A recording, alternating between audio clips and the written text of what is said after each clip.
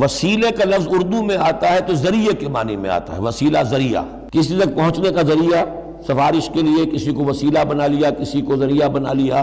عربی میں وسیلہ کے یہ معنی نہیں ہے، عربی میں وسیلے کے معنی قرب ہے صرف۔ بدقسمتی سے بعض تو الفاظ ایسے ہیں کہ جو عربی میں ان کا مفہوم بالکل کچھ اور ہے، اردو میں کچھ اور ہے۔ بعض ایسے ہیں کہ کچھ تھوڑا تھوڑا فرق ہے، جیسے ذلیل کا لفظ ہے، عربی میں اس کے معنی ہے صرف کمزور، اردو میں اس کے معنی ہے کمینے کے۔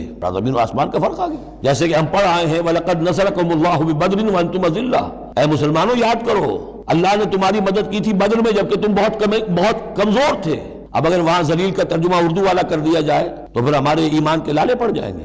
اسی طریقے سے عربی میں جہل کے معنی جو ہے وہ جذباتی ہونا ہے، ان پڑھ ہونا نہیں۔ پڑھے لکھے جاہل ہو سکتے ہیں، جذباتی ہیں، اکھڑ ہیں، اکھڑ مزاج کے لوگ ہیں، وہ غیر عالم کو جاہل نہیں کہتے، لیکن اردو میں جاہل کہتے ہیں جو ان پڑھ ہو۔ اسی طریقے سے یہ لفظ وسیلہ ہے، اس کا جو اصل مفہوم ہے قرب،